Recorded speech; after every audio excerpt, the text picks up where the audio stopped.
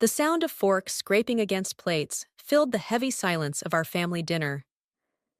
2 weeks after Luke's funeral, and already I could feel the vultures circling. I caught Thea's sideways glance as she leaned closer to Jameson, whispering something that made him nod with practiced sympathy.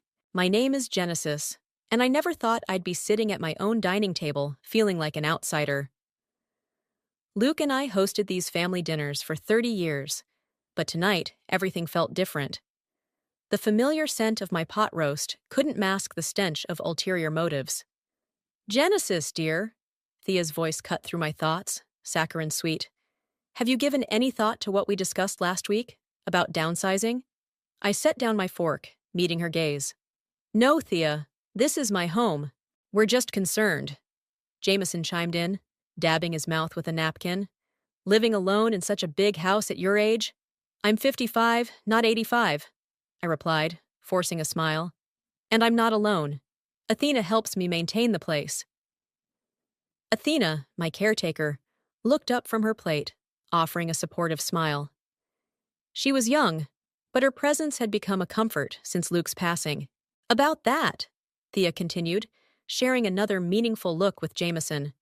We've been thinking it might be more practical to consider one of those lovely retirement communities. The one near us has excellent facilities. My stepson Ira shifted uncomfortably in his chair. His girlfriend Olive squeezed his hand under the table, a gesture I wasn't meant to see. Luke wanted me to stay here, I said firmly. This was our dream home.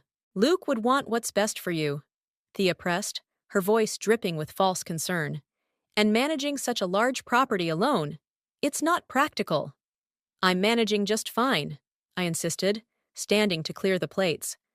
Athena moved to help, but I waved her off. I needed a moment alone in the kitchen. As I loaded the dishwasher, voices drifted in from the dining room. I moved closer to the door, my heart pounding as I caught fragments of their conversation. Needs to be handled delicately, Thea was saying. We can't just... The sooner the better, Jameson replied in a low voice, before she gets too settled in the idea of staying. Dad wouldn't have wanted this, Ira's voice, barely above a whisper. Your father wasn't thinking clearly near the end, Thea snapped. We're doing what's best for everyone. I gripped the counter, my knuckles turning white. Luke had been perfectly clear-minded when he made me promise to keep our home, to never let anyone pressure me into leaving. This is your sanctuary, he'd said, holding my hand during those final days. Don't let anyone take it from you. Bethany, my best friend, had warned me about this. Watch your back, she'd said at the funeral. Family can turn faster than milk in summer heat. I returned to the dining room with coffee and the apple pie Luke always loved. Conversation stopped abruptly, replaced by overly bright smiles.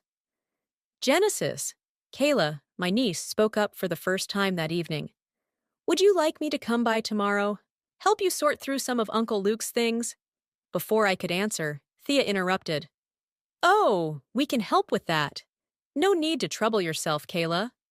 I'd love your help, Kayla, I said pointedly. Come by around 10? The rest of the evening passed in a blur of meaningful glances and veiled suggestions. As everyone prepared to leave, Thea hung back, placing a hand on my arm. We're family, Genesis. We only want what's best for you. I looked into her eyes, seeing the calculation behind the concern. I know exactly what you want, Thea. She stiffened slightly before recovering her smile. Get some rest, dear. We'll talk more soon. After they left, I sat in Luke's favorite armchair, running my fingers over the worn fabric. The house felt different now, filled with shadows of whispered conspiracies and hidden agendas. Athena appeared with a cup of tea. Ms. Genesis, are you all right? They're planning something, Athena. They want my home. She hesitated before speaking. I've noticed things. Papers on Mr. Jameson's desk when I served him coffee last week. Something about property values. I took the tea, my hand steady despite the anger building inside me. Luke knew this might happen. That's why he made sure everything was in my name. But looking at the family photos on the wall, I wondered if his siblings knew that. And more importantly, I wondered what they were willing to do to get what they wanted. They think I'm just a grieving widow they can push around, I murmured, more to myself than Athena. They're about to learn how wrong they are. The morning after that tense dinner, I was sorting through Luke's old files when Kayla arrived. Her presence brought a warmth to the house that had been missing since the funeral. "Found anything interesting?" she asked, settling beside me on the floor of Luke's study. "Just memories," I said, holding up an old photograph of Luke and me at our wedding. "And some concerning documents." "What kind of documents?" I pulled out a folder I'd discovered earlier. "Medical evaluations. Recent ones. But I never had these tests done." Kayla's eyes widened as she scanned the papers. "These are dated last month. It says you're showing signs of cognitive decline?" "Exactly. And look who ordered them."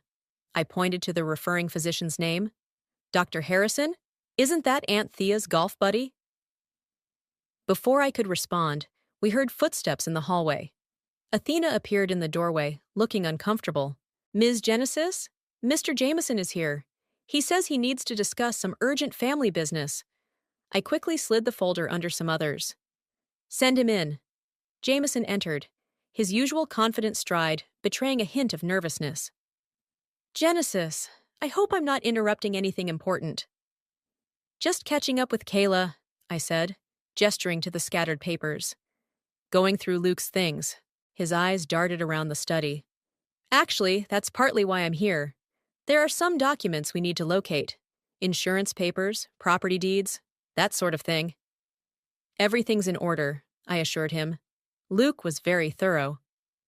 "Yes, well," he cleared his throat. "Thea and I would feel better if we could review them.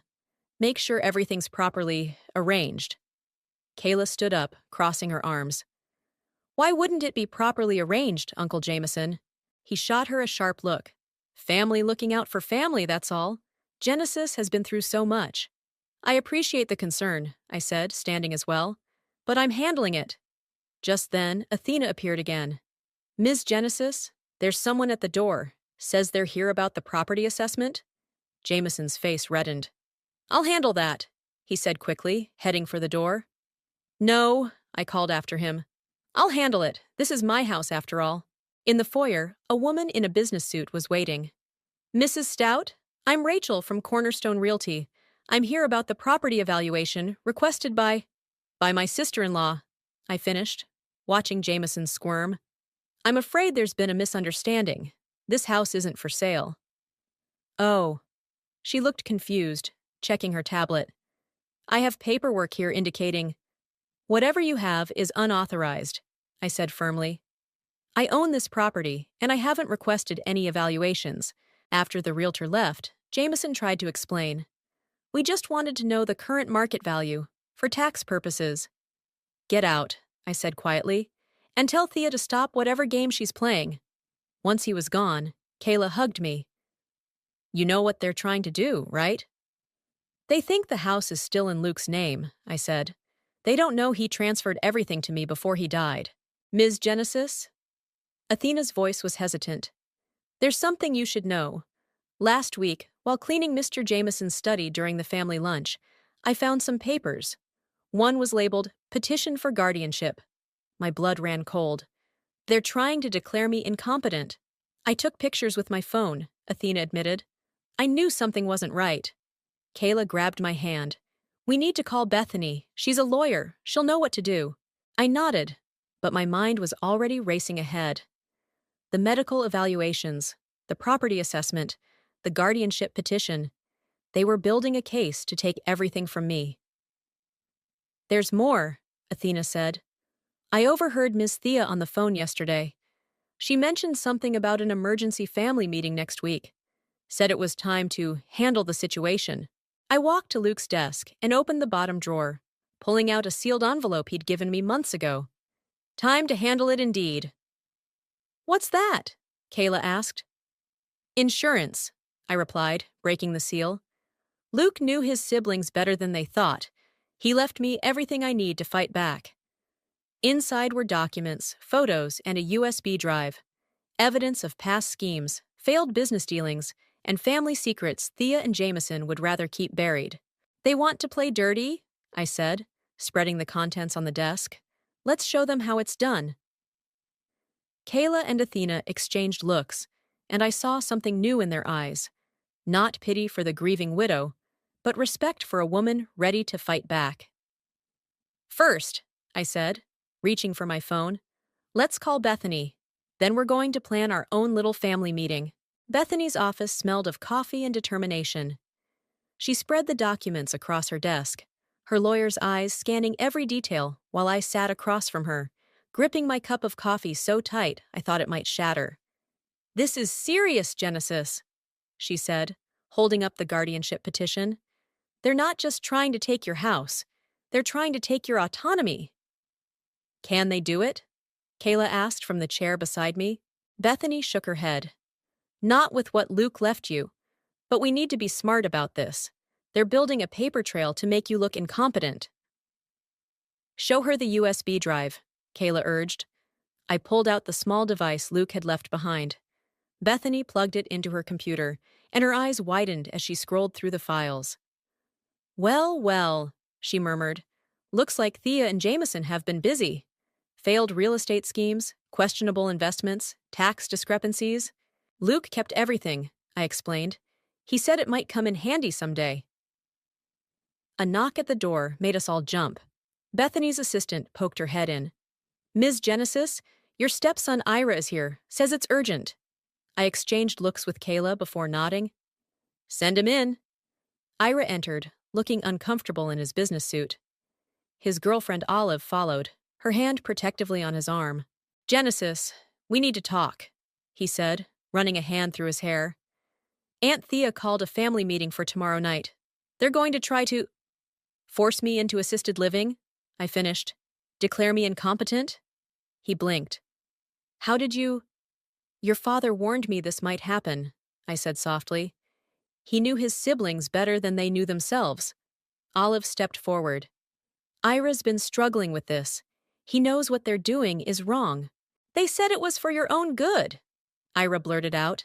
"That you're not coping well, that the house is too much." "But I've seen the documents they're using. The medical evaluations are fake." Bethany leaned forward. "Would you be willing to testify to that?" Ira looked at Olive, who nodded encouragingly. "Yes. Dad would never forgive me if I let them do this to you." My phone buzzed. A text from Athena.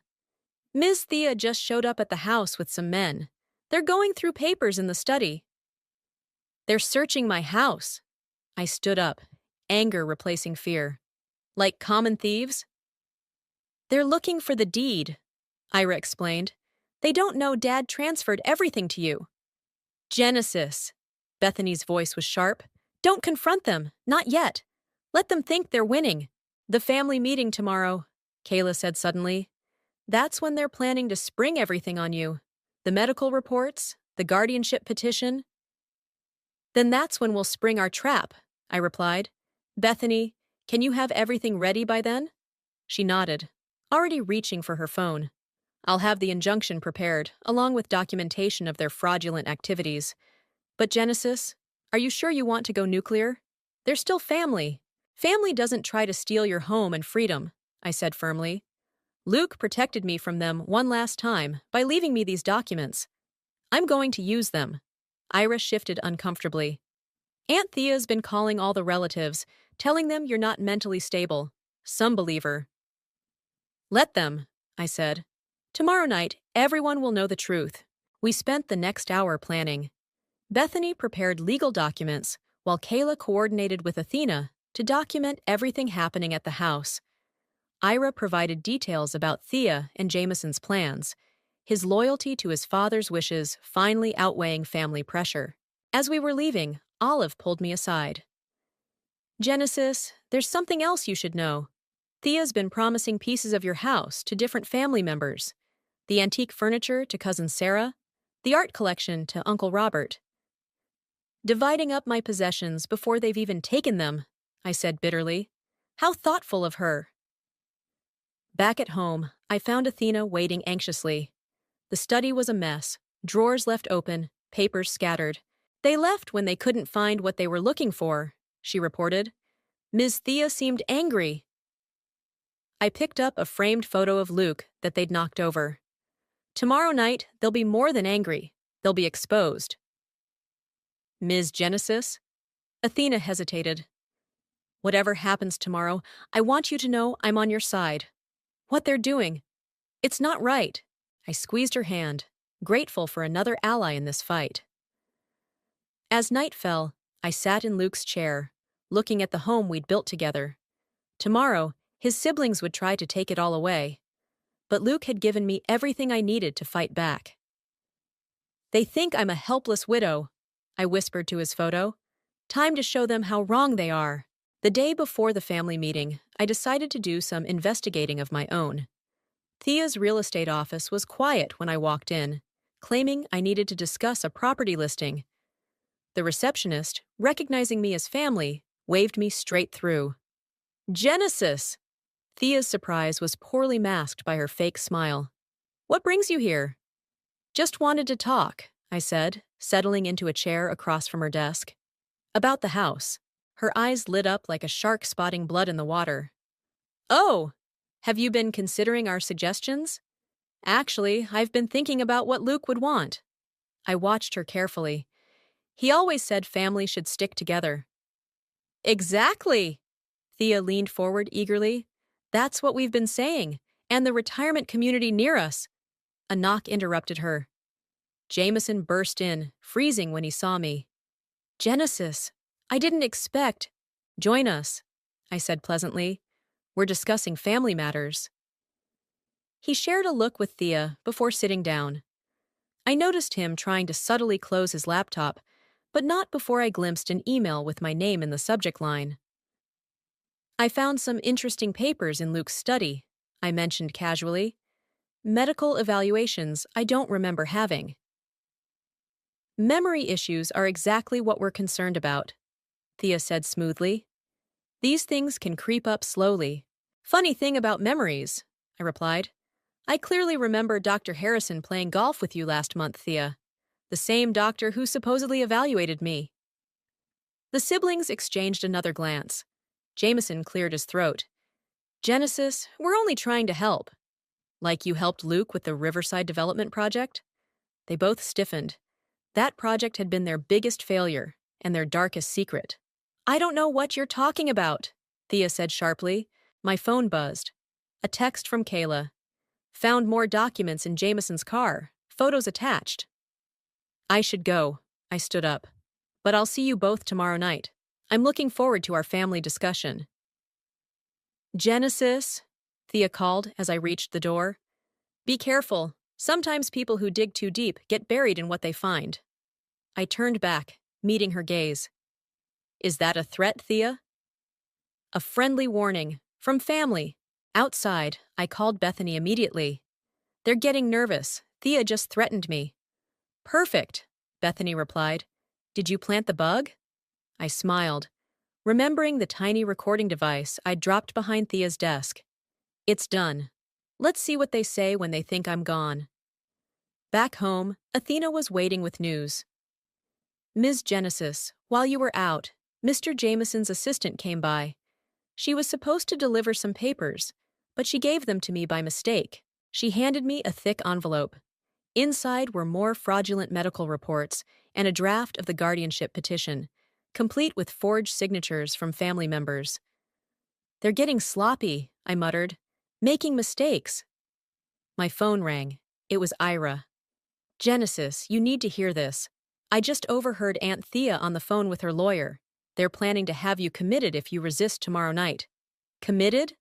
My hand tightened on the phone. They can't do that. They've got a doctor on standby. They're saying it's for a psychiatric evaluation, but really, it's to get me out of the way while they take everything, I finished. Thank you, Ira. Are you still with us for tomorrow? All the way, he promised. Olive and I both. Later that evening, Kayla came over with the recording from the bug. We sat in the kitchen, listening to Thea and Jameson's conversation after I'd left. She knows something, Thea's voice crackled through the speaker. About Riverside. Impossible, Jameson replied. Those records were destroyed. Luke must have kept copies. We need to move faster. Once we get control of the house. And Genesis? The doctor will handle that. A few weeks in observation, and no judge will question the guardianship petition. I stopped the recording, my hands shaking with anger. They were going to have me locked up.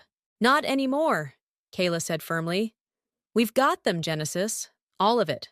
The fake medical reports, the forged signatures, the Riverside evidence. Tomorrow night, it all comes out. Athena brought us tea, her young face serious. Ms. Genesis, whatever happens tomorrow, you're not alone. I looked around my kitchen, at Kayla's determined expression, at Athena's loyal support, at the house Luke and I had filled with love for 30 years. Tomorrow, his siblings would try to take it all away. But they'd forgotten something crucial. A woman protecting her home is more dangerous than any predator. No, I agreed, I'm not alone. And after tomorrow night, Thea and Jameson will wish they'd remembered that. The morning of the family meeting, Athena rushed into my bedroom, her face pale. Ms. Genesis, you need to see this. She handed me her phone, showing a group text from Thea to the extended family. Deeply concerned about Genesis's mental state. She's becoming paranoid, making accusations. Please come early to discuss intervention options.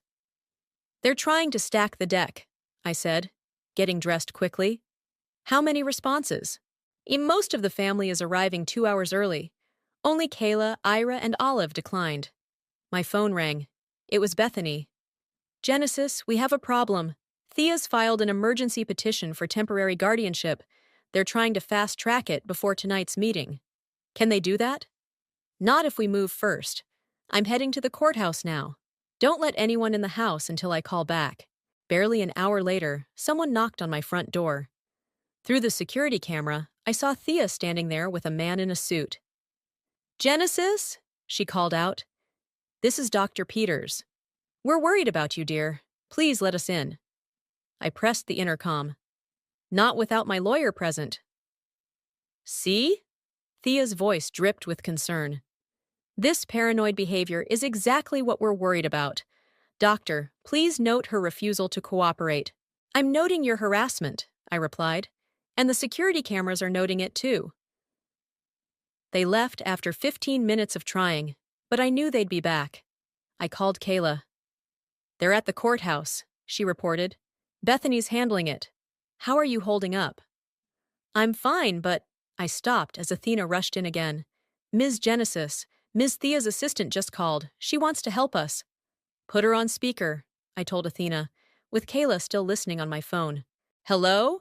A nervous voice came through. I'm Sandra, Ms. Thea's assistant. I've been gathering evidence for months. The forged documents, the fake medical reports. I have copies of everything. Why help us now? I asked. Because they're planning to blame me if things go wrong. I heard them this morning. I'm supposed to be their scapegoat. Sandra, I said carefully, would you be willing to testify to this? Yes. I'm tired of their schemes. I'll bring everything to your house now. An hour later, Sandra arrived with a thick folder. The evidence was damning. Emails discussing the fake medical reports, drafts of the forged documents, even recordings of Thea and Jameson planning the whole thing. My phone rang again. Bethany this time. We won at the courthouse. The judge threw out their emergency petition and issued a restraining order. They can't come within 100 feet of you until after a formal hearing. Perfect timing, I said. We just got a treasure trove of evidence from Thea's assistant. Even better. I'm on my way over. We need to prepare for tonight. The afternoon passed in a flurry of activity. Bethany and Kayla helped me organize the evidence, while Athena and Sandra prepared the dining room for the meeting. Ira and Olive arrived early, bringing more allies, cousins who'd refused to believe Thea's lies. Aunt Thea's furious about the restraining order, Ira reported. She's telling everyone it proves you're using legal tricks to hide your mental state. Let her dig her hole deeper, Bethany said, sorting papers. Every accusation she makes will look worse when the truth comes out. At 6 o'clock, my security system alerted me to cars pulling up. Through the cameras, I watched family members arriving in groups, their faces concerned and confused. Thea and Jameson stood at the legal distance, directing people toward the house. Ready? Kayla squeezed my hand. I looked around at my support team. Bethany with her legal documents, Athena and Sandra with their evidence, Ira and Olive with their loyalty, and Kayla with her unwavering support. "More than ready," I replied. "Let's show them what happens when you try to steal a widow's home." The doorbell rang. Through the camera, I saw Uncle Robert, Aunt Marie, and various cousins huddled on my porch, looking uncertain. "Ms. Genesis?" Athena's voice was strong and clear. "It's time." I straightened my shoulders and headed for the door. Behind me, Bethany arranged the evidence on the dining room table. Through the window, I could see Thea and Jameson watching from their legally mandated distance, probably thinking they had the upper hand. "They have no idea what's coming," Kayla whispered. "No," I agreed, reaching for the door handle. "But they're about to find out." I opened the door to face my family, ready to expose the truth and fight for everything Luke and I had built together. The real show was about to begin, and I had front-row seats to my in-laws' downfall. The family filed into my dining room, their whispers echoing off the walls. Uncle Robert immediately took charge, his voice carrying that same condescending tone Thea had perfected. "Genesis, we're here because we're concerned," he began, standing at the head of my table like he owned it. "Thea and Jameson have shared some disturbing information." "About my mental state?" I interrupted, remaining seated. "Or about my supposed inability to manage my own home." "Now, dear," Aunt Marie chimed in, "there's no need to be defensive. We're here to help." Bethany cleared her throat. "As Genesis's attorney, I should inform everyone that this meeting is being recorded." "Attorney?" Uncle Robert's eyebrows shot up. "This is a family matter?" "It became a legal matter," I said, "when Thea and Jameson tried to file an emergency guardianship petition this morning." Murmurs rippled through the room. Cousin Sarah spoke up. "They said you were becoming unstable, making wild accusations. Like these?" I nodded to Athena, who started distributing copies of the forged medical reports. "Or perhaps you'd like to see these?" Sandra began passing out emails showing Thea and Jameson's plans. "What is this?" Uncle Robert demanded, scanning the documents. "Evidence," Bethany stated flatly, "of conspiracy, fraud, and attempted elder abuse." The room erupted in confused chatter. Through the window, I could see Thea and Jameson pacing at their court-mandated distance. "That's not possible," Aunt Marie protested. "Thea showed us evaluations from Dr. Harrison." "Who happens to be her golf partner," Kayla cut in, "and who, when contacted by our investigator, confirmed he never examined Genesis." Ira stood up. "It's true. I've seen them fabricating these documents. They planned to have Genesis committed so they could seize control of the house. The house that, by the way," Bethany added, "is legally mine." I pulled out Luke's final property deed. Transferred to me 6 months before his death, with all the proper documentation. Uncle Robert grabbed the deed, his face reddening. "This can't be right. Luke would never—" "Luke knew exactly what his siblings were capable of," I said quietly. "Just like he knew about the Riverside development scandal." The room went deadly silent. Even Uncle Robert paled. "How did you—" he started. "Luke kept records," I continued, "of everything. The investors they defrauded, the environmental regulations they violated, the money they embezzled." Sandra stepped forward, her voice shaking. "I have copies of all the transactions. They plan to use the profits from selling this house to pay back their debts." Cousin Sarah stood up abruptly. "Is this true? They promised me the antique furniture if I supported the guardianship petition. They promised me the art collection," another cousin admitted. "They were dividing up my home before they even had it," I said, "using all of you as pawns in their game." Bethany laid out more documents. "We have evidence of at least 6 different attempts to forge Genesis's signature, 3 fabricated medical evaluations, and dozens of emails discussing their plans to have her forcibly committed." The family's shock turned to anger. Not at me, but at Thea and Jameson. Through the window, I could see them realizing something was wrong, as relatives began shooting them furious looks. "There's more," Ira added.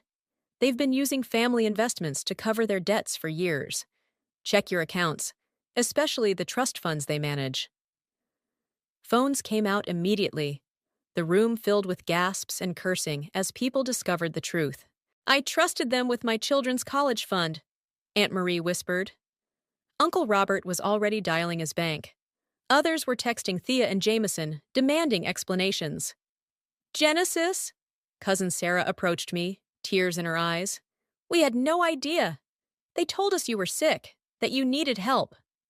"They counted on family loyalty to blind you," I said gently. "Just like they counted on me being too grief-stricken to fight back." Bethany stood up. "I've prepared criminal complaints and civil suits. Anyone who's lost money to their schemes can join the legal action."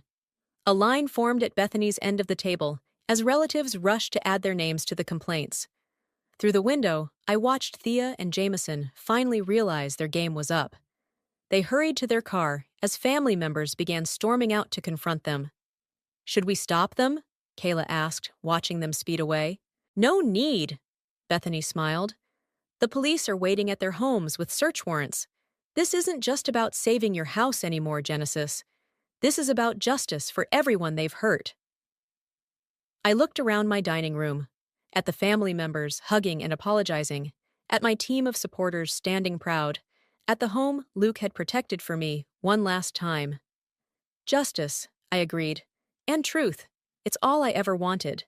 The next morning's headlines screamed, "Local real estate moguls arrested in fraud scheme." My phone hadn't stopped buzzing since dawn, with calls from family members and reporters. "Turn on the news!" Kayla burst through my front door, still in her pajamas. "They're doing the perp walk." Sure enough, there were Thea and Jameson, being led out of their homes in handcuffs. Their perfectly manicured appearances had crumbled, Thea's hair disheveled, Jameson's expensive suit wrinkled. "Genesis!" Bethany's voice came through my speakerphone. "The DA wants to meet with you today. They've found evidence of even more crimes during the searches." "How much money did they steal?" I asked. "Initial estimates are over $2 million from family members alone. The Riverside development fraud could triple that number." Athena brought in coffee as we watched the coverage. The reporter was interviewing Uncle Robert outside the police station. "We trusted them," he said on screen, his face red with anger. "They nearly convinced us to help them destroy an innocent woman's life to cover their crimes." The doorbell rang. Ira and Olive stood there with Sandra, all looking exhausted but relieved. "The police interviewed me all night," Sandra said, collapsing onto my couch. "I gave them everything, every email, every forged document, every recording." "You were brave to come forward," I told her. "I should have done it sooner. The things they were planning," she shuddered. "They wanted to have you committed for months while they liquidated everything you own." My phone rang again. Aunt Marie this time. "Genesis, I'm so sorry. We should have seen through their lies. They took advantage of our grief over Luke." "They took advantage of everyone," I assured her. "But it's over now." The morning passed in a blur of police statements and family visits. Around noon, Bethany arrived with more news. "The DA is offering them a deal," she announced, "but they have to make full restitution to everyone they defrauded." "They'll have to sell everything," Ira said. "Their houses, cars, investments." "Good," Kayla declared. "Let them know how it feels to lose their homes." The television showed Thea and Jameson's booking photos, while a reporter detailed their schemes. Sources say the siblings targeted their own family members, using their positions of trust to embezzle millions. Their sister-in-law's resistance to their final scheme led to their downfall. "Ms. Genesis?" Athena called from the kitchen. "More family members are here." Cousin Sarah led a group into my living room, carrying boxes and bags. "We're returning everything we took yesterday," she explained. "The things Thea told us to secure during the meeting." I hadn't even noticed items missing in the chaos. They unpacked Luke's rare books, family photos, even his prized golf clubs. "We were wrong," Sarah continued, tears in her eyes. "So wrong. Can you ever forgive us?" Before I could answer, Bethany's phone buzzed. Her eyes widened as she read the message. "They're not taking the deal," she announced. "Thea and Jameson are claiming everything was Luke's idea, that he set up the fraudulent schemes and they were just following his instructions." What? Ira jumped up. They're trying to blame Dad? It won't work, Bethany said firmly. We have dated documents proving the scheme started after Luke's death, plus Sandra's testimony and the recordings.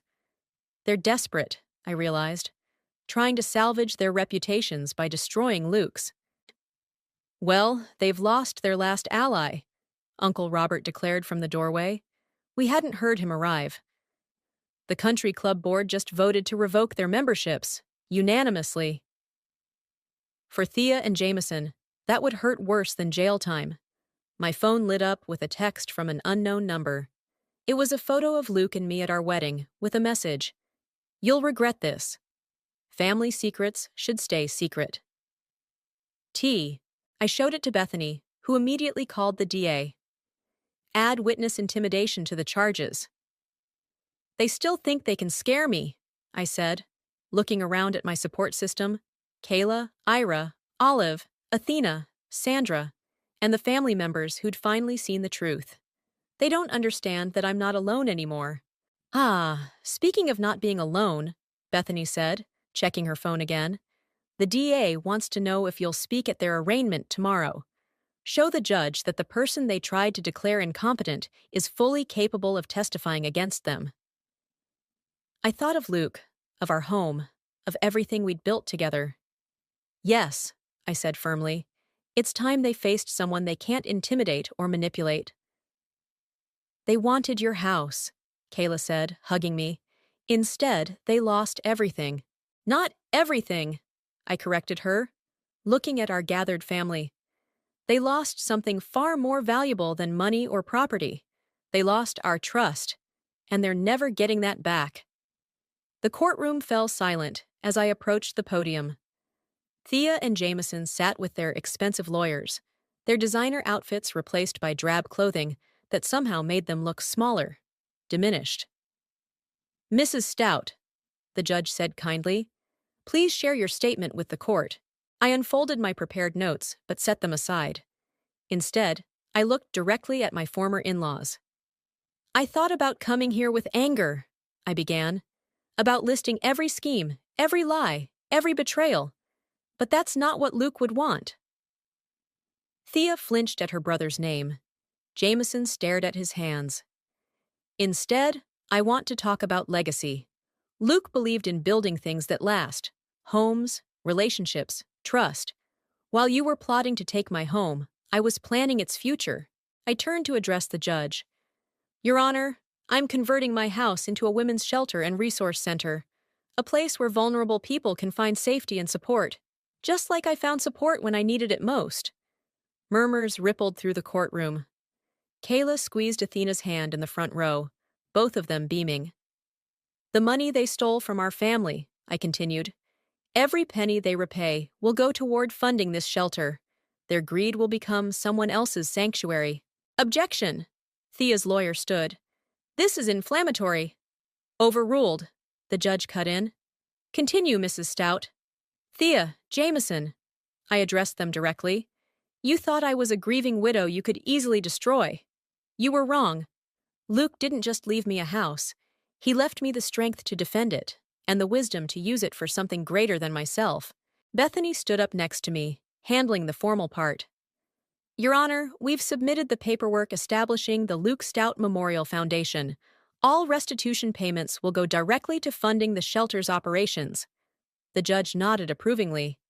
Given the defendants' rejection of the plea deal and their subsequent attempts to defame their deceased brother, I'm inclined to impose the maximum sentence. Thea finally broke her silence. Genesis, please! We're family! So, family? I turned to her. Family doesn't plot to have someone committed. Family doesn't forge medical documents or steal trust funds. Family builds each other up. They don't tear each other down. The judge cleared his throat. Thea and Jameson, please rise for sentencing. They stood, trembling. The judge's voice was stern as he handed down their punishment. 7 years in prison, full restitution to all victims, and permanent bars from working in real estate or financial services. As they were led away, Ira approached me with Olive. Dad would be proud, he said softly, both of how you fought back and what you're doing with the house. Outside the courthouse, reporters clustered with cameras and microphones. But it was Sandra who spoke first, standing with other victims of Thea and Jameson's schemes. "We're all contributing to the shelter," she announced. "Every penny they repay us will help other people rebuild their lives." Uncle Robert stepped forward. "The family's establishing a scholarship fund, too, for women seeking legal or financial education. We want to prevent others from being victimized like we were." Back home, I found Athena directing volunteers who were helping convert the guest rooms into shelter spaces. Kayla was organizing donations of clothes and supplies that had poured in since the story broke. "Ms. Genesis," Athena called out, "come see what arrived." In Luke's study, now transformed into a counseling room, hung a new sign: the Luke Stout Memorial Foundation, turning houses into homes, survivors into warriors. "Perfect timing," Bethany said, walking in with a stack of papers. "The first 3 residents have been approved. They move in next week." I touched the sign gently, thinking of Luke. He'd always said our home had too much love for just 2 people. Now it would shelter dozens, giving them the same security and support he'd given me. "Genesis!" Kayla pointed out the window. A young woman stood hesitantly at our gate, clutching a small bag. I walked out to meet her. "Can I help you?" "I saw the news," she said quietly, "about what you're doing here. I need a safe place." "Then you found one," I said, opening the gate. "Welcome home." Behind us, the house seemed to glow in the afternoon light. Where Thea and Jameson had seen only profit, I saw purpose. Where they'd plotted destruction, I'd built hope. "Come on," I said to our first unofficial resident. "Let me show you around. This house has a way of healing broken things.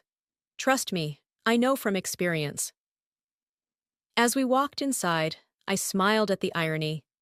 My in-laws had tried to take everything from me. Instead, they'd helped me find my true calling.